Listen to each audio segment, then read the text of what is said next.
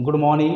मैं नवनीत उरांव उत्क्रमित उच्च विद्यालय बनहरदी का सहायक शिक्षक हूं और आज हम पढ़ने जा रहे हैं 10वीं क्लास के सामाजिक विज्ञान इतिहास, जिसमें आज का चैप्टर है भारत में राष्ट्रवाद। इस चैप्टर को हमने पिछले कई सारे टॉपिक्स को क्लियर किया है और लास्ट क्लास में हमने असहयोग आंदोलन के बारे में पढ़ा है। असहयोग आंदोलन, ठीक है, गांधी जी ने असहयोग आंदोलन प्रारंभ किया था और देखा आपने कि किस प्रकार से असहयोग आंदोलन शहरों में मध्य वर्ग के लोगों ने किस प्रकार से इसमें बढ़ चढ़ के भाग लिया, चाहे वो छात्र हो, चाहे वो शिक्षक हो, चाहे वो वकील हो, सारे लोगों ने मिल कर के असहयोग आंदोलन में बढ़ चढ़ के हिस्सा लिया था। और आज हम देखने जा रहे हैं ग्रामीण इलाकों में असहयोग आंदोलन का क्या असर रहा, किस प्रकार से ये फैला और ग्रामीणों ने असहयोग आंदोलन को किस रूप में हिस्सा लिया, इस बारे में आज हम लोग डिस्कस करेंगे। गांव में जो किसान थे, जो आदिवासी थे, उनकी समस्याएं क्या थी और उनका युद्ध किन से था, उनके जो विरोध था, उनकी जो लड़ाई थी वो किन के साथ थी, इसी के बारे में हम लोग को आज डिस्कस करने जा रहे हैं। तो बच्चों, अवध में जो किसान थे उनकी समस्याओं को सुलझाने के लिए, उनकी समस्या को दूर करने के लिए उनका नेतृत्व कर रहे थे, उनका नाम था सन्यासी बाबा रामचंद्र। तो सबसे पहले आप समझिए कि सन्यासी बाबा रामचंद्र कौन थे। तो सन्यासी बाबा रामचंद्र एक गिरमिटिया मजदूर थे।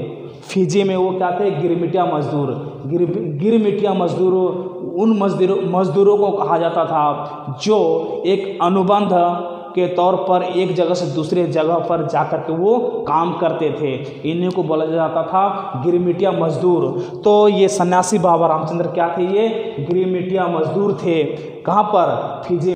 अब हम आगे देखेंगे कि अवध के जो किसान थे उनकी जो लड़ाई थी वो मुख्य रूप से जमींदार और तालुकदारों के बीच में थी। क्यों थी? जो जमींदार थे और तालुकदार थे वो किसानों से भारी भरकम लगान वसूल करते थे और विभिन्न प्रकार के कर वसूलते थे और यहाँ तक कि किसानों को बेकारी करना पड़ता था। एक पट्टेदार के तौर पर किसानों के पट्टे निश्चित नहीं थे, उनको बार बार पट्टे से उन्हें हटा दिया जाता था ताकि वो पट्टे पर अपना अधिकार नहीं जमा सके।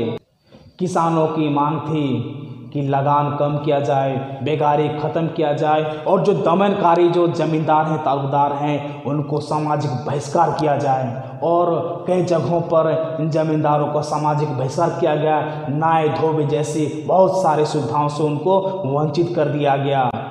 अब हम आगे देखते हैं कि जून 1920 में पंडित जवाहरलाल नेहरू जी का अवध में यात्रा होती, दौरा होती है और वहाँ के जो किसान होते हैं, किसानों के जो नेता है सन्यासी बाबा रामचंद्र, वो सारे किसान और नेता अपनी समस्याओं को लेकर के पंडित जवाहरलाल नेहरू से मिलते हैं और पंडित जवाहरलाल नेहरू उनकी सारी समस्याओं को सुनते हैं, समझते हैं और पंडित जवाहरलाल नेहरू और सन्यासी बाबा रामचंद्र और स्थानीय लोगों के सहयोग से अवध में अवध किसान सभा का गठन होता है और अक्टूबर 1920 तक लगभग उस इलाके में लगभग 300 अवध किसान सभा का विभिन्न शाखाएं खुल जाती है। जब 1921 में असहयोग आंदोलन फैलता है तो कांग्रेस के बहुत सारे नेताओं मिलकर के इन किसानों को असहयोग आंदोलन में शामिल करने का प्रयास करते हैं, लेकिन जो कांग्रेस की जो नेतृत्व था, जो शीर्ष नेता थे,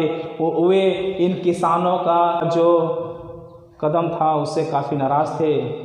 जब 1921 में आंदोलन फैल गया तो ये जो किसान थे ये जमींदारों के घरों पर हमला करना शुरू कर दिए, दुकानों को लूटना शुरू कर दिए, बाज़ारों पर लूटपाट मचाना शुरू कर दिए, यहाँ तक कि जो गोदाम होते थे उन पर भी कब्जा जमा लिया।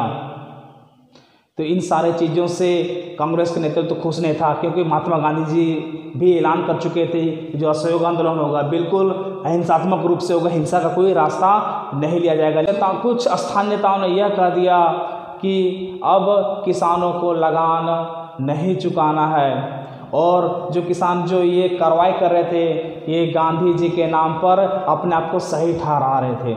आज के लिए इतना ही, धन्यवाद।